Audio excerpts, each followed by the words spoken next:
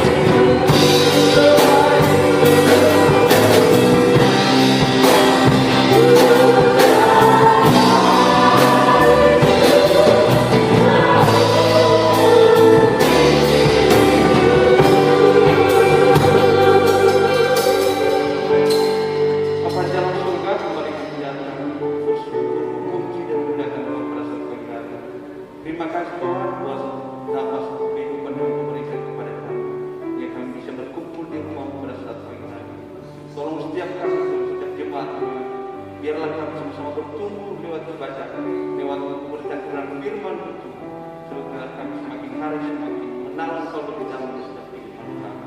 Terima kasih Bapa. Kami akan mulaikan ibadah kami hanya di dalam nama Tuhan Yesus Kristus. Puji Tuhan. Amin.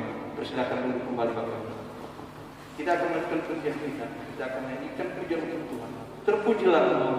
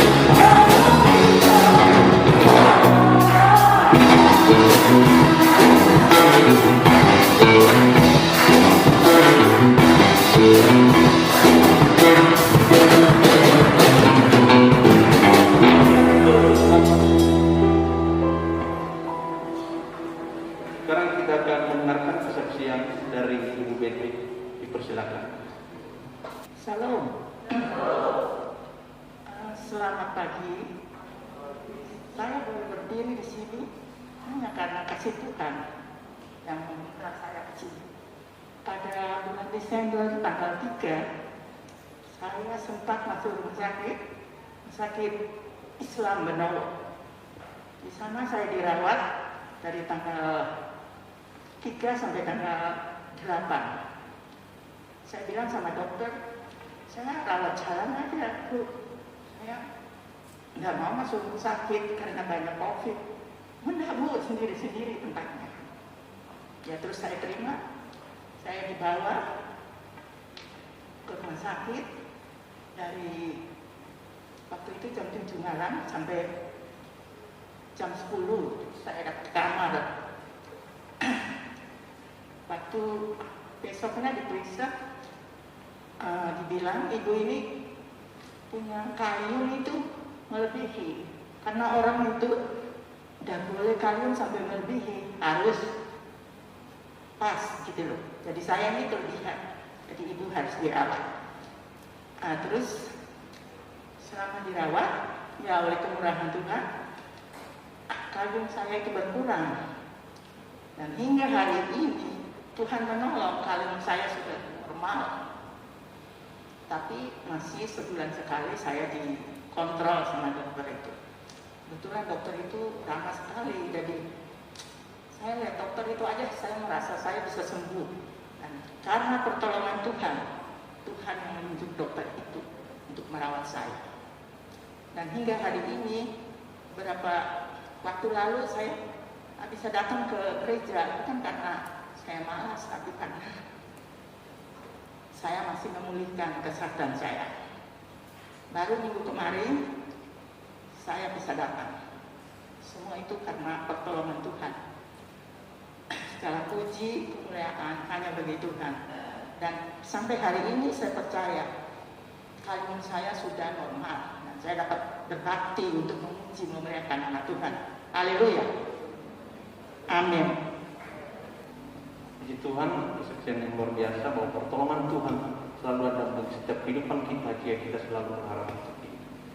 Mari kita teruskan nyanyikan pujian untuk Tuhan. Saya bersama sedang jemaat terus bangkit berdiri lagi. Kita akan nyanyikan pujian nyanyi glory.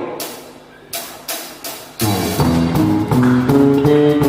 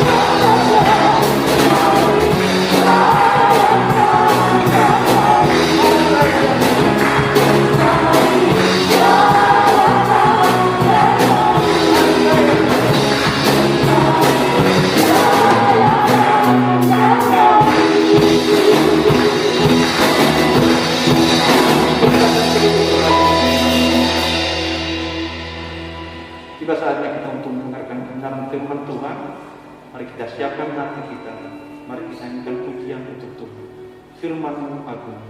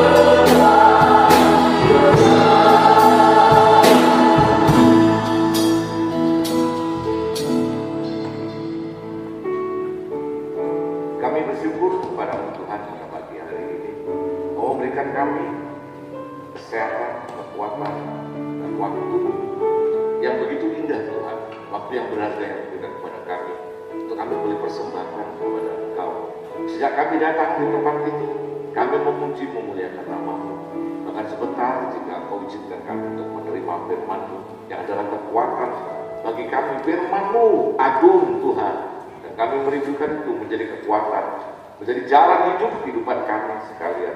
Sebab itu Tuhan, Kau berkati kami. Kau tolong kepada kami, urapi dari hamba-Mu yang berbicara tempat ini sampai kepada seluruh puji dan jemaat-Mu dengan kuasa, urapan Roh Kudus-Mu Tuhan, dengan satu kesatuan roh untuk kami bisa mengerti menghayati apa yang menjadi kehendak-Mu lewat firman, berbicara kepada kami sekalian. Terpujilah Engkau selama-lamanya. Di dalam nama Tuhan Yesus kami saya berdoa dan mau duduk diam untuk mendengarkan firman. Amin. Ya, silakan duduk kembali. Bapak-bapak, ibu, saudara-saudara sekalian yang terkasih, lewat tempat ini saya menyampaikan dengan penuh sukacita. Shalom. Puji Tuhan, saya sudah lama dari tempat ini. Maksudnya sudah lama tidak berkunjung ke tempat ini, dan saya juga sudah melihat begitu banyak wajah-wajah baru, saudara sekalian. Namun tidak mengurangi sukacita saya pagi hari ini untuk bersekutu dengan saudara-saudara sekalian. Puji Tuhan, kita semua tetap sehat di dalam perlindungan Tuhan, dan juga kita tetap semangat dalam Tuhan. Amin. Puji Tuhan. Saudara sekalian, pagi hari ini firman Tuhan memiliki tema yaitu menghargai kematian Yesus, yang diambil dari Lukas 23 ayat 50 sampai 56. Ada tanda huruf B. Saya ingin mengajak saudara terlebih dahulu mengetahui, mengenal apa arti kata menghargai. Saya coba mencari di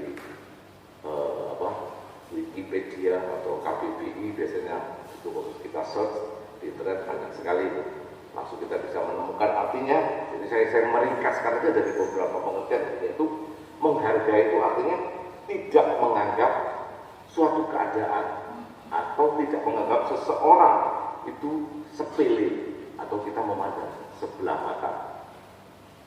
Tapi juga berarti kita menghormati, kemudian kita mengindahkan, kita memandang penting hal sesuatu tersebut. Terus kemudian lain-lain banyak artinya di situ. Sebelum saya masuk ke dalam pemberitaan firman Tuhan pagi hari ini, saya ingin sedikit menceritakan kepada saudara sekalian ilustrasi daripada kata menghargai ini. Beberapa minggu yang lalu Tuhan izinkan saya untuk saya bertemu dengan anak saya setelah sekian tahun pandemi. Dia sekolah di luar negeri, tepatnya di Sydney, Australia. Nah, selama pandemi karena tidak ada penerbangan dan tidak boleh masuk ke negara tersebut, akhirnya kami menunda 2 tahun lebih lah perkiraan saya tidak bertemu. Nah, selesai oleh pemerintah Tuhan saya diizinkan untuk berangkat, visa saya keluar, akhirnya saya berangkat ke sana, dan itu sampai di sana saya melihat begitu banyak perubahan di negara itu, termasuk salah satunya bagi saya sendiri mempunyai suatu pandangan yang agak berubah. Karena kalau dulu beberapa waktu yang lalu saya setiap kali setiap liburan dan mengunjungi anak saya paling suka naik bis atau naik transportasi umum, kereta api, bis, pindah-pindah begitu. Saya merasa bahwa nikmat, saya senang duduk, bayarnya murah, cepat, aman, dan kemudian pasti tepat waktu. Nah, sehingga kalau kamu terbilang kan dari menggunakan transportasi umum, kita merasa nyaman sekali. Namun kemarin, karena mungkin keadaan sudah berubah ya, saya senang naik mobil. Nah, naik mobil terpaksa setir sendiri. Nah, mungkin dari sopir di sana mahal banget jam-jaman. Nah, kemudian saya mencoba mengendarai mobil sendiri di sana dengan karakter mengemudi Indonesia. Tentunya sangat kacau sekali di sana. Wah, berapa kali saya dimarahi orang-orang, dimaki dengan bahasa mereka. Ya, saya diam aja, saya nggak ngerti mereka maki-maki saya, karena saya sering melanggar peraturan. Dan di sana kan memang ada peraturan yang tertulis dan ada peraturan yang tidak tertulis di dalam mengemudi. Tikungan-tikungan, cara kita berbelok dan lainnya itu banyak hal yang seharusnya harus dipelajari, dan kesepakatan bersama semua pengemudi di sana tahu bahwa kalau ini begini harus begini, mana yang didulukan, mana yang mesti memberi kesempatan. Termasuk yang saya perhatikan itu adalah misalkan cara kita berbelok, bagaimana mendahulukan kepada penyeberang jalan, pejalan kaki diberi prioritas. Kemudian selain pejalan kaki, anak sekolah, daerah wilayah, school zone. Wah, itu betul-betul kita harus melihat kalau itu dia bilang 40 km per jam, kita benar-benar harus 40 km, lebih sedikit 45 km per jam, langsung jebret kamera, pasti denda Seperti itu. Nah, kemudian saya melihat kenapa terjadi seperti itu? Begitu ketatnya, semua main denda. Kalau salah sedikit denda. Dan saya tidak ada ampun, nggak pakai sop-sopan, tahu nggak ada denda. Uang angkanya saya pernah denda karena nyetir ke Banten terlalu cepat di suatu wilayah sekolah. Saya ingat itu, tapi saya tidak sadar waktu kalau saya kecepatan speedy. Akhirnya saya didenda $250, bukan $250.000, $250 jutaan, karena kecepatan. Nah, saya melihat kenapa ini terjadi seperti ini. Ternyata kalau saya renungkan, itu adalah di sini ada suatu penghargaan, menghargai kepada pengemudi yang lain, menghargai keselamatan kita, keselamatan pengemudi, menghargai keselamatan pejalan kaki, menghargai keselamatan anak-anak sekolah. Nah, itu semua tidak terbukti sedemikian rupa sehingga menjadi sesuatu yang indah dan tertib. Memang di sana kalau kita sudah menguasai peraturan di sana, nyetir di sana udah agak bingung seperti di sini, baru ada sepeda motor jalan, wah, udah kaget keren. Wah, di sana memang kalau sudah jalan, saudara jalan garisnya ini sudah ini terus, tidak ada yang cerita potong sini potong ini, nggak ada. Ya, ini sedikit ilustrasi bagaimana penghargaan kita kepada para pengemudi yang lain, kepada pejalan kaki, kepada anak sekolah, dan juga kepada pengguna lalu lintas yang lain, semuanya kita menghargai satu dengan yang lain. Nah, pagi hari ini saya juga ingin membawa saudara sekalian dengan ilustrasi itu bagaimana kita menghargai kematian Yesus, yaitu tidak menganggap enteng. Menghargai artinya juga kita mengindahkan, kita menghormati apa menjadi karya daripada Tuhan Yesus. Saudara sekalian, secara cepat saja, dari saya dibilang ibu rental tadi, berapa menit bu? 45 menit. Betul. Ya semoga saya harus ngomong cepat-cepat ini. Semoga saudara bisa menangkap supaya tidak terlalu lama. Kalau nanti saya tidak lupa, agak kebablas sedikit waktunya, ya saya minta dimaafkan. Oke, Lukas 23 ayat 50 sampai 56. Salah seorang yang bisa membacakan. Adalah seorang yang bernama Yusuf. Ia anggota majelis besar dan seorang yang baik lagi benar. Ia tidak setuju dengan putusan dan tindakan majelis itu. Ia berasal dari Arimatea, sebuah kota Yahudi, dan ia menanti-nantikan kerajaan Allah. Ia pergi menghadap Pilatus dan meminta mayat Yesus, dan sesudah ia menurunkan mayat itu, ia mengapaninya dengan kain lenan, lalu membaringkannya di dalam kubur yang digali, di dalam bukit batu, di mana belum pernah dibaringkan mayat. Hari itu adalah hari persiapan dan Sabat hampir mulai. Dan perempuan-perempuan yang datang bersama-sama dengan Yesus dari Galilea ikut serta, dan mereka melihat kubur itu dan bagaimana mayatnya dibaringkan. Dan setelah pulang, mereka menyediakan rempah-rempah dan minyak nur. Dan pada hari Sabat, mereka beristirahat menurut hukum Taurat. Oke, makasih. Cerita pendek, yaitu sebetulnya ceritanya adalah cerita seputar Paskah dan juga kebangkitan dari Tuhan Yesus. Namun, sudah diceritakan hari ini kita mendengarkan cerita ini, mungkin Tuhan mempunyai tujuan dan maksud yang lain untuk memberkati saudara sekalian di tempat saudara masing-masing, pada bagian saudara masing-masing di dalam pemberkatan Allah pada pagi hari ini. Kita tentunya dari sekolah minggu dulu sudah pernah mengenal Yusuf Arimatea, bukan sosok yang asing, tapi Yusuf ini adalah sosok di mana dia muncul pada saat setelah penyaliban Tuhan Yesus, dan setelah itu tidak muncul lagi.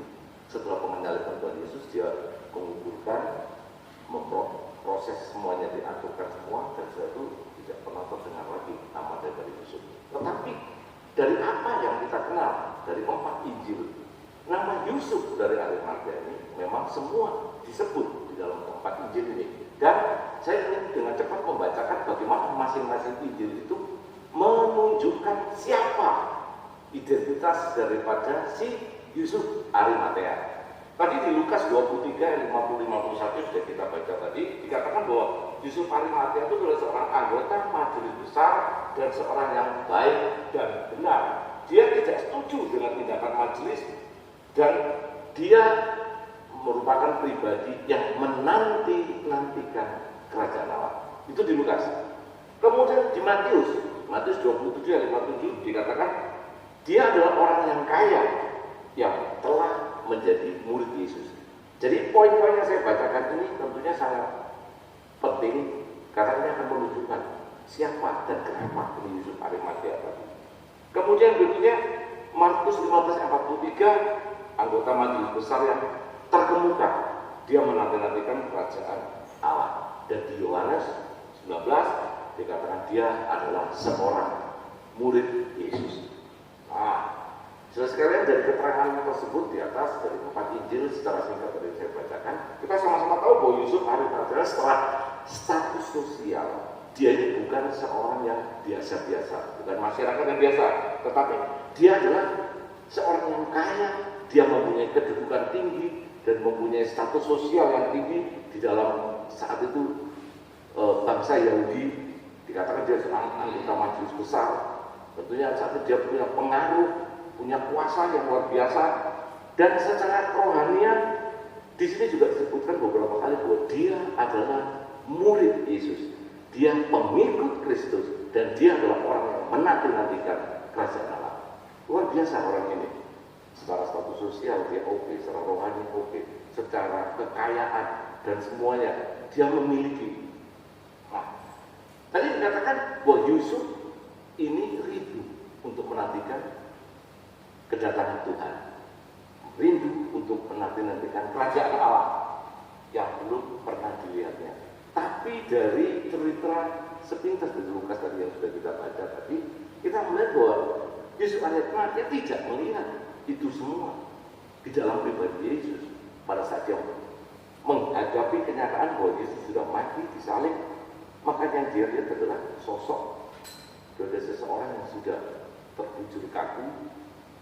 Dia tidak melihat tahta kerajaan, dia tidak melihat kemuliaan, tetapi di situ dia harus melihat bahwa Yesus harus mati disalib, dan mahkota dari seorang raja dia tidak melihat pada Yesus saat itu.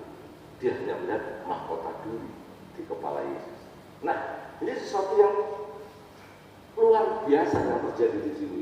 Dia menanti-nantikan kerajaan Allah, mengharapkan Yesus seperti mungkin bangsa Israel, bangsa Yahudi yang lain, menantikan Yesus akan datang sebagai Mesias, sebagai Raja dalam kemuliaannya. Tapi dia tidak melihat itu. Justru dia melihat Yesus di dalam kesengsaraannya, di dalam mahkota durinya, di dalam luka-lukanya.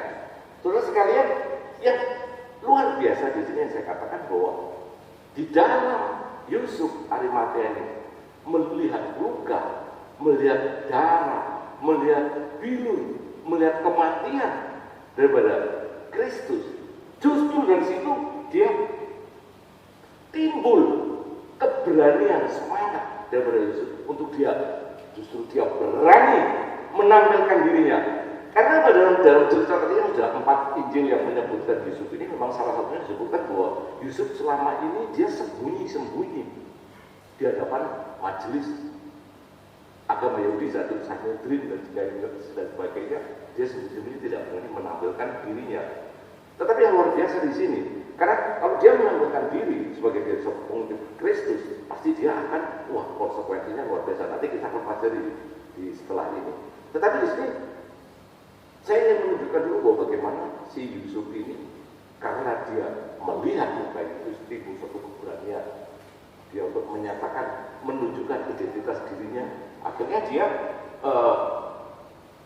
nantinya dalam cerita ini dia sampai berani menghadap pada Pilatus, gubernur Romawi saat itu yang berkuasa di situ, untuk meminta mayat Yesus supaya bisa dikuburkan dengan baik, dengan orangnya sesuai dengan judul pemberitaan kita, yaitu menghormati kematian Yesus.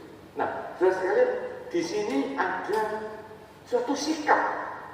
Sekali lagi saya katakan ada suatu sikap yang diambil oleh Yusuf dari Arimatea, yang tentunya pagi hari ini saya rindu betul kita sama-sama belajar sikap yang diambil ini. Kenapa? Apa yang mendasari?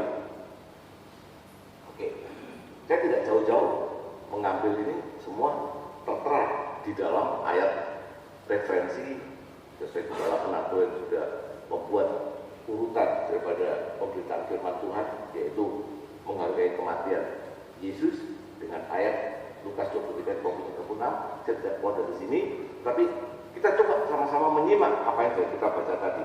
Pertama, sikap apa yang diambil oleh Yusuf Arimatea? Nomor satu, dia memiliki sikap yang baik dan benar. Itu ada di dalam ayat 50. Coba tolong dibaca sekali lagi ayat 50. Adalah seorang yang bernama Yusuf. Ia anggota majelis besar dan seorang yang baik lagi benar. Nah, Yusuf ini seorang yang baik dan benar. Kalau Alkitab sudah mencatat bahwa dia seorang yang baik dan benar, saya yakin bahwa dalam kehidupannya sekalipun dia kaya, status sosialnya tinggi, dan dia memiliki kuasa, power, pengaruh, dan tetapi saya tahu bahwa kalau kita katakan dia baik dan benar, maka benar-benar Yusuf ini mempunyai sifat karakter pribadi yang baik dan benar. Yusuf dikatakan di cerita tadi dari 4 Injil tadi yang saya sitir tadi mengatakan bahwa Yusuf ini sudah menjadi murid Yesus. Artinya bahwa Yusuf selama ini sudah pernah mendengar pengajaran yang disampaikan Yesus. Masuk akal kan? Make sense. Bahwa dia menjadi murid Yesus, artinya dia selama ini sudah pernah mengikuti Yesus, mendengar pengajaran Yesus dimanapun Yesus berada.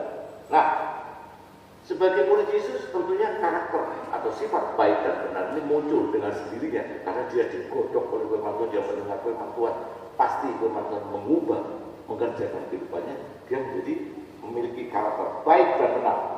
Nah, bagaimana dikatakan bahwa dalam poin ini bahwa Yusuf ini memiliki sifat baik dan benar? Kita baca ayat 51 berikutnya. Ia tidak setuju dengan putusan dan tindakan majelis itu. Oke, sampai di situ aja. Ia tidak setuju. Orang ini baik dan benar, dia tidak setuju dengan keputusan tindakan majelis itu.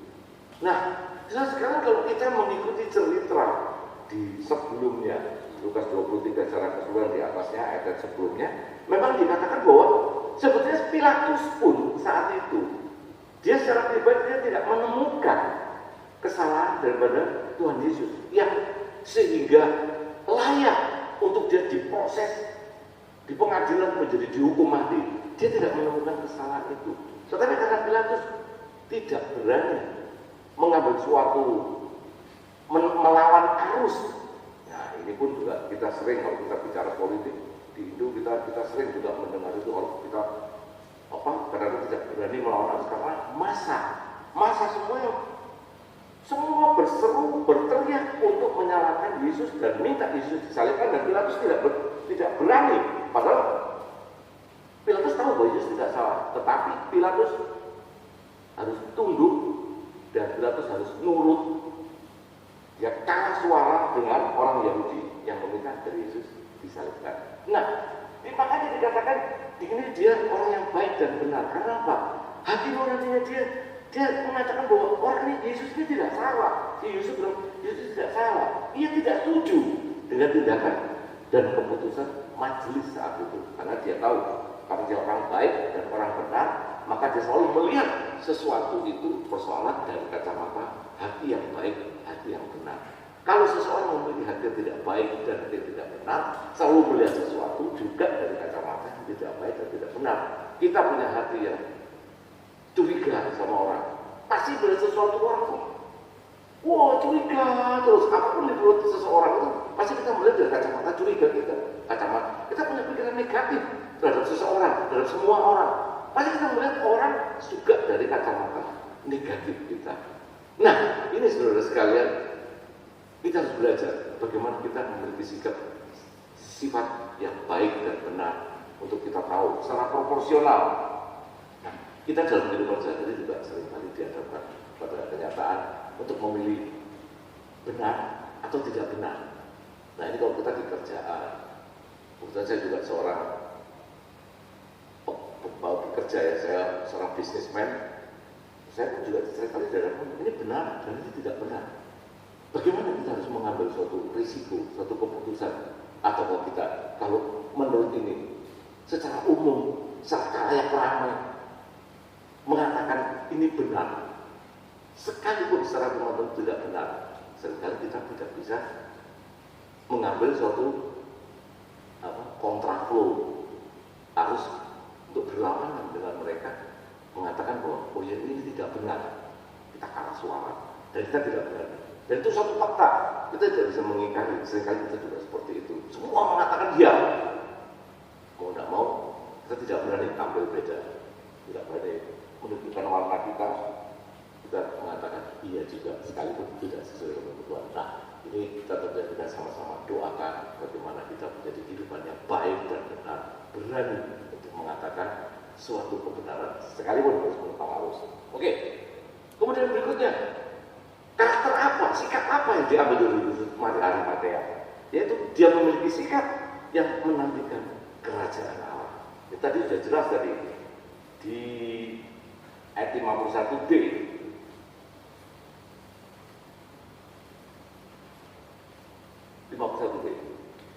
Ia berasal dari Arimatea, sebuah kota Yahudi, dan ia menantikan kerajaan Allah. Oke, terima kasih. Tadi sudah kita baca dan kita jelaskan bahwa Yusuf adalah orang yang menanti-nantikan kerajaan Allah. Tadi sudah sedikit saya singgung bagaimana Yusuf yang menantikan kerajaan Allah di dalam pribadi Yesus, dia harus menghadapi suatu fakta, suatu kenyataan bahwa yang dia nanti-nantikan menjadi raja di atas segala raja atau menjadi raja dengan kerajaannya itu ternyata tidak terwujud. Karena apa?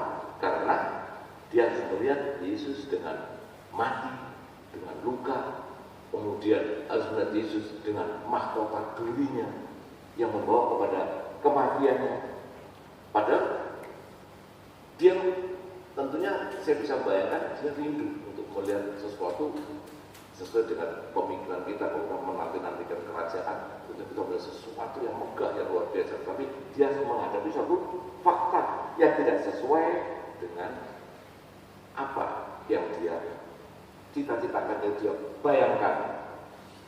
Nah, saudara sekalian, kemudian memang tidak disebutkan di sini, tetapi saya melihat sesuatu yang tersirat di dalam pengertian bagaimana wujud penantian kerajaan Allah. Apakah Yusuf kecewa? Yusuf patah semangat? No. Karena saya yakin bahwa kerajaan Allah yang dinanti-nantikan oleh Yusuf setelah melihat kondisi Yesus seperti itu, tentunya dia yakin bahwa kerajaan Allah dimaksud di sini adalah kalau kita lihat di dalam Matius 12 ayat 28. Coba kita filter sedikit aja Matius 12 ayat 28. Karena Yusuf ini dia kan murid Yesus, jadi dia pasti mau tidak mau dia tahu apa yang diajarkan oleh Yesus, sehingga dia tidak kaget melihat ini. Dari Matius 12 ayat 28. Tetapi jika aku mengusir setan dengan kuasa Roh Allah, coba perhatikan, jika aku, yaitu jika Yesus dalam hal ini mengusir setan dengan kuasa Allah, karena di ayat sebelumnya berbicara soal kerajaan setan, bagaimana setan kalau dia mengusir setan sama-sama dengan menggunakan setan, pasti kerajaan itu akan hancur. Berbicara soal kuasa, power. Dan Yesus di sini mengatakan, tetapi jika Yesus mengusir setan dengan itu berarti satu kerajaan yang lain, kerajaan setan ini, terus maka sesungguhnya kerajaan Allah sudah datang kepadamu. Nah, coba kita ambil dari tetapi aku, ya, makasih. Tetapi aku, yaitu Yesus di sini, dia mengusir setan dengan kuasa roh, maka sesungguhnya kerajaan Allah sudah datang kepadamu. Jadi kalau saya tarik garis langsung dari ayat 28 ini, Yesus itu adalah merupakan suatu manifestasi atau gambaran proyeksi daripada kerajaan Allah itu sendiri, dan Yesus itu adalah kerajaan Allah itu sendiri. Makanya waktu Yusuf Arimatea ini dikatakan dia menanti-nantikan kerajaan Allah, sebenarnya dia sudah melihat itu pada pribadi Yesus, karena Yesus adalah manifestasi daripada kerajaan Allah sendiri, yaitu Yesus yang pada saat itu dia lihat, ya. Yesus yang pada saat itu dia lihat adalah Yesus yang mati, yang lahir, mati, bangkit. Itu yang dia lihat. Namun saya juga percaya di sini, saya juga membaca di sini bahwa kerajaan Allah, kerajaan kekal yang Tuhan janjikan yang kelak akan ada seperti yang dinanti-nantikan oleh Yusuf Arimatea. Ini juga menunjuk kalau nantinya di akhir kalau sempat sepintas akan kita singgung dalam studi eskatologi, kita akan melihat bagaimana kerajaan Allah pada akhir zaman nanti. Dan ini yang dinantikan oleh Yusuf. Nah, saudara sekalian, sekali lagi saya ulangi bahwa kerajaan Allah yang dinanti-nantikan oleh Yusuf itu adalah menuju kepada Yesus yang sudah dia lihat, lahir, mati, bangkit, kemudian juga dia mempunyai satu visi ke depan bahwa kerajaan Allah ini adalah kerajaan Allah yang akan datang, kerajaan Allah yang kekal. Nah, sekarang apa buat kita, apa misi buat kita? Buat kita adalah tentunya kita tetap memandang Yesus, mengharapkan Yesus sebagai pribadi Allah, raja di atas segala raja. Tentunya kita nantikan juga seperti Yusuf Arimatea untuk dia datang kedua kali dia sebagai raja di atas segala raja. Nah, saudara sekalian, kemudian secara sepintas kalau dikatakan bahwa kerajaan Allah, Yusuf menanti-nantikan kerajaan Allah, kita kembali kepada suatu pengertian bagaimana supaya kita, kalau kita sekarang menanti-nantikan kerajaan Allah, kita dianggap layak untuk menjadi warga kerajaan Allah. 2 Tesalonika pasal 1. Jadi bagaimana kita dianggap layak untuk menjadi warga kerajaan Allah. Kita menanti-nantikan. Jadi kita bukan menanti-nantikan sesuatu yang pada saatnya nanti kalau yang kita nanti-nantikan itu datang, kita dianggap tidak layak. Wah, konyol itu. Kita sudah sekian lama merindukan, melakukan semua untuk menantikan kerajaan Allah. Tapi pada suatu ketika, kalau kita dianggap tidak layak, maka kita ya apa istilahnya? Cuma dapat pepesan kosong aja nanti. Ya, sorry. Ya, saya agak mengganggu lebih tidak apa-apa. Ya, 2 Tesalonika.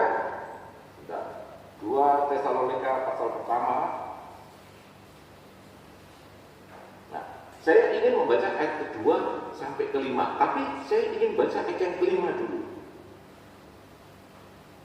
Suatu bukti tentang adilnya penghakiman Allah yang menyatakan bahwa kamu layak menjadi warga kerajaan Allah, kamu yang sekarang menderita karena kerajaan itu. Nah, dikatakan di sini bahwa menyatakan suatu bukti tentang adilnya penghakiman Allah yang menyatakan bahwa kamu layak menjadi warga kerajaan, layak menjadi warga kerajaan Allah.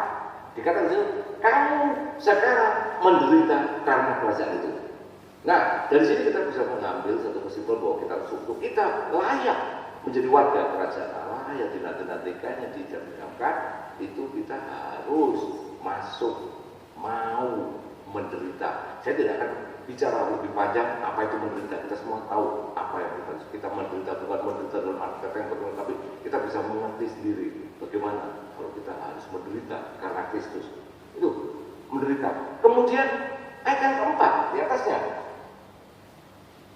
Sehingga dalam jemaat-jemaat Allah, kami sendiri bermegah tentang kamu karena ketabahanmu dan imanmu dalam segala penganiayaan dan penindasan yang kamu derita. Nah, ini satu poin lagi, tabah. Ya, tabah karena ketabahanmu dan imanmu. Tabah dalam menghadapi apa? Penganiayaan dan penindasan yang kamu derita. Tabah menghadapi penderitaan. Ya, Tuhan izinkan kita hidup di dalam penggembalaan, hidup sebagai anak Tuhan, sebagai orang Kristen. Katakan, karena orang Kristen biasanya terkenal mereka ini orang yang paling tabah, kuat, paling tahan uji. Nah, ini sikap-sikap seperti ini kalau menghadapi sesuatu, ya tentunya sering kalau kita sebagai Kristen yang sungguh-sungguh selalu datang kepada Tuhan dengan penuh sabar, sukacita, datang kepada Tuhan, berdoa, mohon pertolongan Tuhan. Itu satu karakter yang begitu indah. Kemudian yang ayat ketiga, kita naik lagi ke atas. Kami wajib selalu mengucap syukur kepada Allah karena kamu saudara-saudara. Dan memang patutlah demikian, karena imanmu makin bertambah dan kasihmu seorang akan yang lain makin kuat di antara kamu. Nah, ayat 3 dikatakan bahwa ada ucapan syukur. Selalu mengucap syukur kepada Allah karena kamu dan iman kita makin bertambah dan kasih seorang akan yang lain makin kuat. Jadi ini poin-poin. Kalau kita coba kalau kita tidak memiliki poin-poin ini, ya kita harus perbaiki supaya sikap kita benar-benar menunjukkan bahwa kita seorang calon warga kerajaan Allah. Kemudian ayat 2. Kasih karunia dan damai sejahtera dari Allah Bapa kita dan dari Tuhan Yesus Kristus menyertai kamu. Oke, kasih karunia dan damai sejahtera dari Allah Bapa kita dan dari Tuhan Yesus Kristus menyertai kamu. Orang yang layak sebagai warga kerajaan Allah tentunya memiliki suatu karakter, suatu ciri-ciri bahwa hidupnya selalu dalam penyertaan Tuhan. Kalau saudara dalam hidup, aduh kok Tuhan tidak berserta sih, kok aku gini tidak ada yang lain, kok Tuhan tidak jawab doaku, Tuhan itu di mana? Kok ya istilahnya gambarannya ya sudah, kok aku ini dibiarkan sendiri, tidak ada penyertaan dari Tuhan sama sekali. Wah, ini kita harus koreksi lagi, kita harus berdoa supaya Tuhan kok benar-benar berserta. Kalau tidak gitu, aku lepas Tuhan dari koridor sebagai warga kerajaan Allah. Ya, oke. Saya ini agak cepat karena saya takut waktunya terlalu mepet. Kemudian yang berikutnya yaitu kita memiliki sikap yang berani, keberanian. Tadi ada sudah ketiga ya, satu sikap baik dan benar. Kemudian yang kedua adalah sikap sebagai seorang yang menang di kerajaan Allah. Kemudian yang berikutnya yang ketiga sekarang adalah sikap memiliki keberanian. Ayat 50 dan 53. Kembali di Lukas 23 tadi. Ia pergi menghadap Pilatus dan meminta mayat Yesus. Dan sesudah ia menurunkan mayat itu, ia mengapaninya dengan kain lenan, lalu membaringkannya di dalam kubur yang digali di dalam bukit batu, di mana belum pernah dibaringkan mayat. Oke, makasih. Di sini sikap berani di sini. Saya pertama kali melihat bahwa ini adalah keberanian dari si Yusuf untuk menanggung risiko. Risiko apa? Dia sebagai orang yang terhormat, yang dia diketahui sebagai seorang anggota majelis besar, dia berani menghadap kepada Pilatus untuk dia minta, mohon kepada mayat untuk menguburkan, minta mayat Yesus itu untuk diproses, untuk dikuburkan. Nah, kita membayangkan tentunya ada suatu konsekuensi yang berarti ada kemungkinan buruk yang akan terjadi kepada Yusuf karena dia minta izin kepada Pilatus untuk sesuatu yang bukan tidak lazim, tetapi sesuatu yang bagaimana ini? Dia orang ini dihukum karena dia seorang penjahat besar yang layak untuk dihukum mati. Nah kalau dia sampai meminta mayat Yesus berarti mungkin bisa dianggap bahwa dia ini sekongkol dengan terpidana mati ini. Tentunya ini memberikan satu image yang tidak baik terhadap Yusuf sebagai seorang anggota majelis besar, sebagai seorang yang memiliki pengaruh yang dianggap adalah anggota majelis besar Yahudi, Sanhedrin yang memusuhi Yesus, tapi dia justru mau merawat majelis. Dia menanggung, berani menanggung konsekuensi atau risiko untuk melakukan perkara itu. Nah, saudara sekalian, tempat di mana Yesus dikuburkan, tempat di mana Yesus disalibkan dinamakan tengkorak. Karena apa? Karena memang kebanyakan orang-orang yang mati disalib di bukit itu, di tengkorak, di Golgota itu, pada saat mereka setelah selesai disalibkan dan dia mati, tidak ada kebanyakan. Ya, tidak ada statistik yang mengatakan berapa mati, berapa diurus, berapa dibiarkan, tapi kebanyakan di situ bahwa orang yang mati di situ disalib biasanya dibiarkan dan tidak dikuburkan menjadi suatu kompleks. Mungkin banyak tengkoraknya di situ. Karena sudah ada siapa yang berani menurunkan? Ini orangnya terpidana mati, kalau diturunkan berarti orang yang menurunkan itu adalah CS-nya. Tidak ada yang ini. Jadi dibiarkan di situ. Demikian yang juga yang terjadi bahwa Yesus dan Yusuf Arimatea ini, Yusuf Arimatea tidak tinggal diam. Dia tidak mau Yesus menjadi seperti orang-orang yang penjahat-penjahat yang memang terpidana mati dan dibiarkan tanpa terurus kematiannya, mayatnya tidak diurus, dibiarkan tergeletak mati menjadi kerangka. Kayak di suatu tempat di Indonesia juga ada, kita bisa melihat tengkorak, kerangka, skeleton orang-orang yang sudah meninggal dunia dibiarkan. Saya pernah lihat dulu ditaruh dalam satu keranjang besar gitu. Ya tentunya tidak diizinkan oleh Tuhan bahwa Yesus mati, kemudian jasadnya, kerangkanya dibiarkan begitu saja.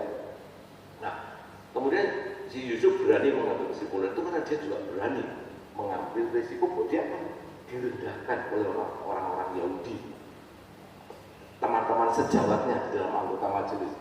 Sebab ada yang mengatakan bahwa kalau seseorang terkena mayat, memegang mayat, maka najis. Nah, Yusuf pada Arimatea pun menanggung risiko, tidak apa-apa. Aku dikatakan najis, tidak apa. Jadi suatu keputusan atau suatu langkah yang begitu luar biasa yang berani diambil oleh si Yusuf untuk merawat mayat daripada itu, menghargai kematian Yesus. Nah, kemudian yang berikutnya adalah kita melihat ada suatu sikap lagi daripada si Yusuf Arimatea, yaitu sikap yang berani untuk berkorban. Berkorban apa? Dia tentunya di ayat berikutnya dia mengapani mayat Yesus, dia membeli kain kapan untuk mengapani mayat Yesus. Nah, saudara sekalian, dia keluar uang juga untuk membeli kain kapan itu, untuk melakukan prosesi pemakaman. Di sini saya melihat satu bayangan, satu gambaran yang indah. Bagaimana dalam kehidupan kita, dalam pelayanan pekerjaan kita pun seringkali kita harus melakukan semuanya untuk Tuhan, termasuk mungkin keluar duit. Ini dalam pelayanan ini mungkin yang paling susahnya gitu. Kalau kita harus keluar duit, kalau kita disuruh begini mungkin bisa, tapi mana kita harus keluar duit, mungkin ini yang paling agak susah. Ya, tidak tahu itu mungkin benar, mungkin saya salah, tapi saya melihat bahwa kadang memang susah. Kalau terima duit gampang, tapi kalau kita suruh keluar duit, kemudian berikutnya untuk mengutamakan, untuk keberanian untuk mengutamakan Yesus. Sudah sekalian di ayat Lukas 23 tadi sudah diceritakan bagaimana Yesus dimakamkan, setelah dikafani, kemudian dirawat, dimakamkan di satu tempat, di satu kubur yang dikatakan itu kubur yang baru, kubur yang baru digali. Tentunya kubur ini saya yakin, karena ada di ayat yang lain juga diceritakan bahwa kuburnya si Yusuf sebetulnya, karena dia orang kaya. Tentunya sebelum dia meninggal, dia sudah menyiapkan kuburnya untuk dirinya sendiri. Nah, kuburnya belum dipakai.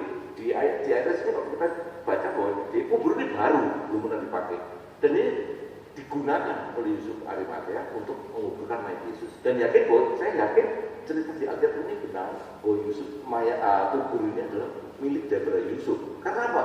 Tidak mungkin kalau kuburnya milik si A, tiba-tiba si Yusuf ini bawa mayat daripada Tuhan Yesus, jenazahnya dari kapannya langsung dimasukkan ke kuburan situ. Kuburannya siapa tidak tahu, ya mana orangnya, tidak mungkin kan. Dia pasti sudah yakin bahwa kubur itu pasti kuburnya si Yusuf sendiri, sehingga dia enak aja terus tinggal masukkan. Sudah, asal hatinya sejahtera, dia memang ingin berkorban untuk Yesus, sudah tinggal masukkan ke kuburan, kemudian ditutup kuburannya. Itu jelas ceritanya. Di sini juga saya melihat bahwa dia berani mengutamakan, karena ini kepentingan, sebenarnya kepentingan untuk Yusuf sendiri untuk menguburkan. Kalau dia dipanggil Tuhan, kalau dia harus mati, dia harus kubur itu, tapi dia mengutamakan Yesus, maka dia harus mengutamakan untuk digunakan untuk mengubur mayat Yesus setelah dirempah-rempahi, kemudian dibungkus dengan kain kapan dan seterusnya. Oke. Kemudian yang terakhir adalah bagaimana sikap menghargai sabar. Saudara sekalian, dijelaskan di sini bahwa mayat daripada Yesus itu harus segera diturunkan, harus segera, kalau dimakamkan harus segera dimakamkan, karena sudah dekat kepada persiapan hari Sabat. Kita semua tahu bahwa dalam hukum Taurat pada saat hari Sabat orang tidak boleh bekerja.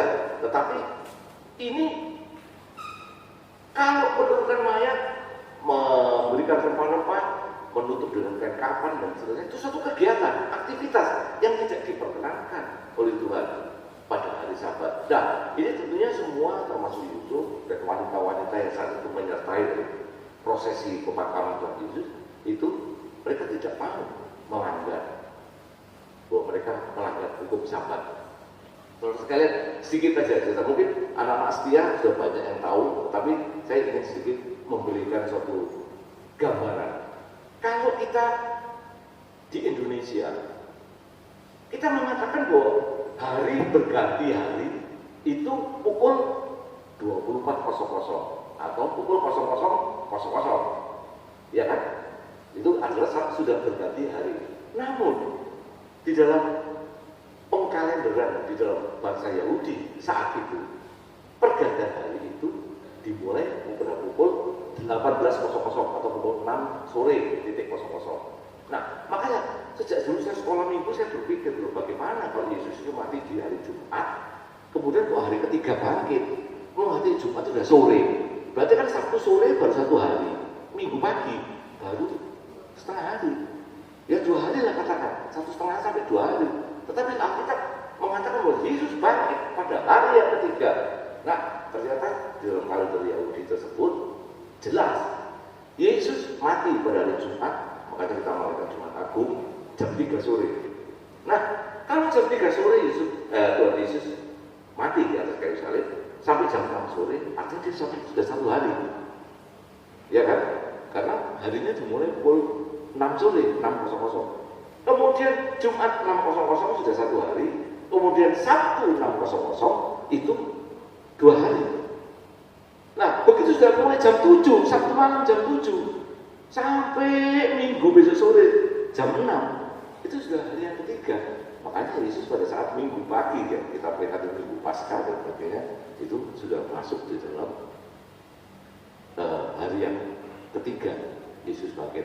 Makanya kalau ada pengajaran yang mengatakan bahwa Yesus itu bangkit hari Rabu dan sebagainya, yang mungkin secara faktual Alkitab, secara sejarah, secara teologis, ya mungkin menurut saya pembuktiannya kurang pas ya. Justru saya melihat di sini, justru ini pembuktiannya betul-betul luar biasa bahwa Yesus mati, makanya kita memperingati sebagai Jumat Agung. Kemudian Minggu Paskah itu minggu hari yang ketiga.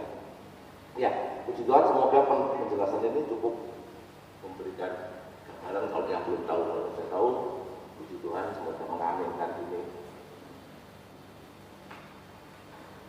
Jadi sekarang saya kembali lagi bahwa bagaimana kehidupan yang menghargai kematian Yesus dikaitkan dengan Sabat. Menghargai kematian Yesus dikaitkan dengan Sabat tadi, jadi kita harus mentaati segala firman-Nya. Di ayat 56b, Lukas 23 ayat 56b tadi sudah jelas dikatakan. Coba Lukas 23 sampai 56b. Dan pada hari Sabat mereka beristirahat menurut hukum Taurat. Nah, dan pada hari Sabat artinya sudah jam 6 plus sore itu mereka beristirahat menurut hukum Taurat. Makanya dikatakan di ayat berikutnya, ayat 54, hari itu adalah hari persiapan dan Sabat hampir mulai.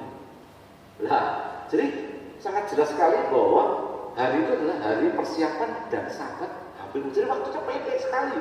Yusuf Arimatea bersama wanita-wanita yang mengikuti, satu itu yang membantu. Nanti sudah ada cerita yang lain lagi, yaitu ada Nikodemus dan segala macam. Tapi saya tidak menyinggung itu.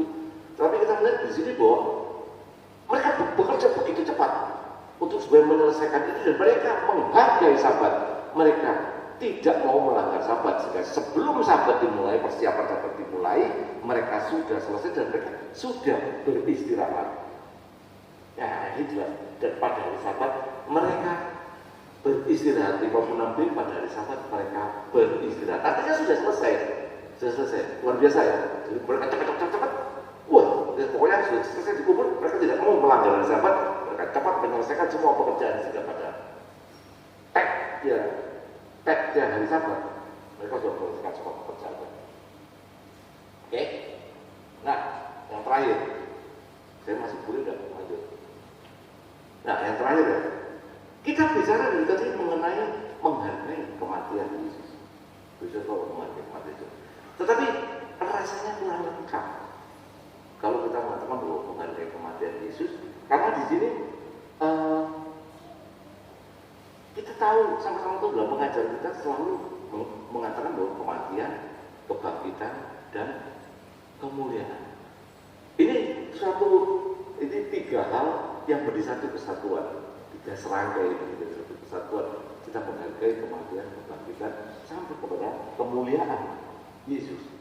Nah, proses ini menjadi suatu proses yang utuh di dalam iman kita, di dalam proses Yesus, kehidupan pribadi Yesus menjadi utuh kalau kita sedang ngomong kematian, kebangkitan, sampai kemuliaan. Kenapa? Kematian Yesus adalah untuk mengampuni, untuk menebus dosa kita. Jelas ini kita sudah tahu semua. Dosa seluruh umat manusia yang percaya kepadanya. Ini adalah proses kematian Tuhan. Kemudian proses kebangkitan dari Tuhan adalah untuk membuktikan bahwa Yesus begitu ajaib, Yesus dahsyat. Dalam Korintus 1 Korintus 15. Ini penting, perlu dibaca. Meskipun agak menyita waktu, tapi orang penting saya dibaca. 1 Korintus 15. Kenapa kita mengatakan kebangkitan Yesus menjadi suatu proses atau suatu item yang begitu penting di dalam pengikutan kita kepada Kristus? 1 Korintus 15 ayat 14. Tetapi andai kata Kristus tidak dibangkitkan, maka sia-sialah pemberitaan kami dan sia-sialah juga kepercayaan kamu. Nah, kalau Yesus tidak dibangkitkan, maka dikatakan sia-sia pemberitaan. Saya di sini, apa orang Jawa bilang gobes, ngomong 1 jam sampai air liurnya montor-montor, Tuhan katakan sia-sia, percuma. Iman kita kita percaya kepada Tuhan. Tuhan katakan sia-sia kalau Tuhan Yesus tidak dibangkitkan. Ayat 17.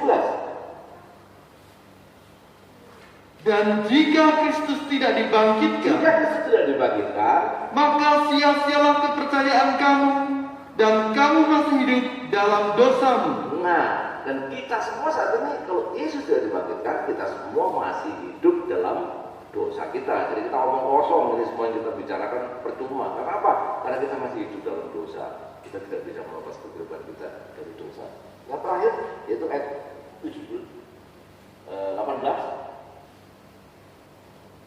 Demikianlah binasa juga orang-orang yang mati dalam Kristus. Nah, tidak ada pengharapan. Kalau Yesus tidak dibangkitkan, maka orang yang mati dalam Kristus juga akan binasa, mati juga. Terus buat apa? Nah, oleh sebab itu, maka kebangkitan betul-betul menjadi satu poin yang penting. Dan kemudian yang ketiga adalah dari sisi eskatologi tentunya kemuliaan yang akan kita lihat, akan kita rasakan, yaitu di dalam Matius 24 ayat 30, coba.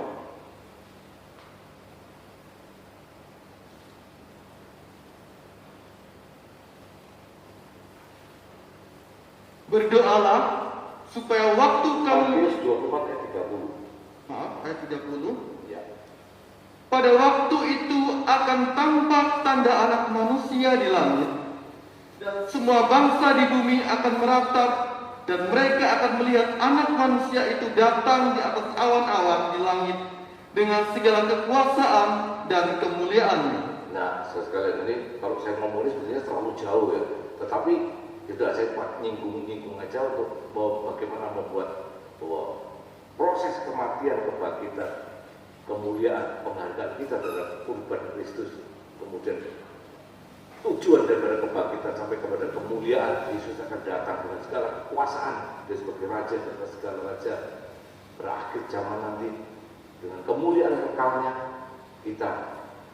Dan Yusuf Arimatea yang satu dia menanti-nantikan kerajaan Allah. kita pun sekarang belajar dengan segala upaya kita di dalam Kristus, apapun yang kita lakukan dalam Kristus, supaya kita sama-sama menjadi pribadi mengharapkan untuk datangnya kerajaan Allah, menanti-nantikan kerajaan Allah. Karena ada satu ayat juga mengatakan yang menantikan Tuhan membaharui kuatnya. Jadi pada saat kita menanti-nantikan pribadi Yesus, pribadi Allah, Raja segala raja, dalam kemuliaan kekalnya, itu membuat kita membaharui kekuatan kita untuk tetap ikut setia mengiring Kristus sampai Dia datang kembali dalam segala kemuliaannya.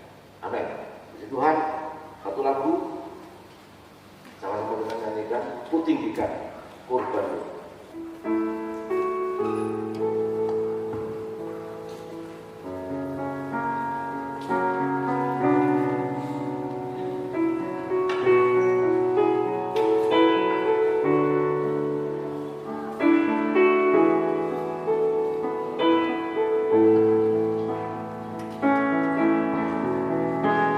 Bersama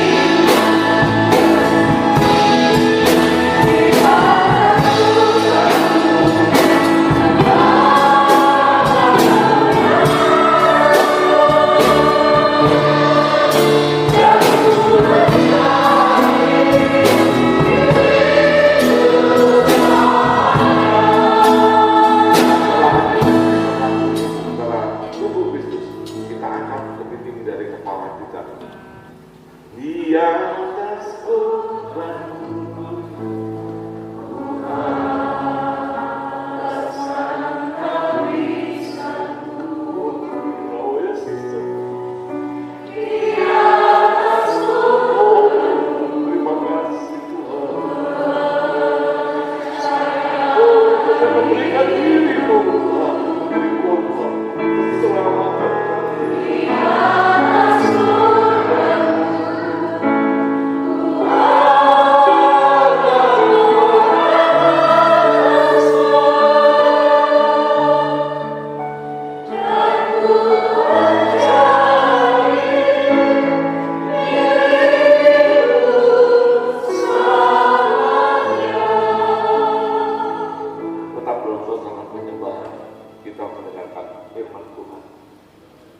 Sebab apa yang telah kuteruskan kepadamu telah aku terima dari Tuhan, yaitu bahwa Tuhan Yesus pada malam waktu ia diserahkan mengambil roti, dan sesudah itu ia mengucap syukur atasnya, ia memecah-mecahkannya dan berkata, inilah tubuhku yang diserahkan bagi kamu, perbuatlah ini menjadi peringatan akan aku. Amin. Kita makan bersama-sama dengan penuh percaya dalam nama Tuhan Yesus Kristus.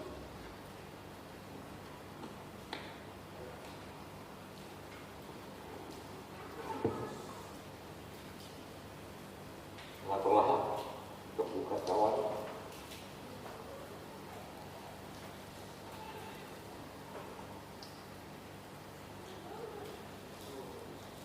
Kalau sudah bersama-sama kita angkat kawan lebih tinggi dari kepala kita. Kita dengarkan firman Tuhan. Demikian juga ia mengambil cawan sesudah makan, lalu berkata, cawan ini adalah perjanjian baru yang dimeteraikan oleh darahku. Perbuatlah ini setiap kali kamu meminumnya menjadi peringatan akan aku. Sebab setiap kali kamu makan roti ini dan minum cawan itu, kamu memberitakan kematian Tuhan sampai ia datang. Amin. Kita minum bersama dalam nama Tuhan Yesus Kristus.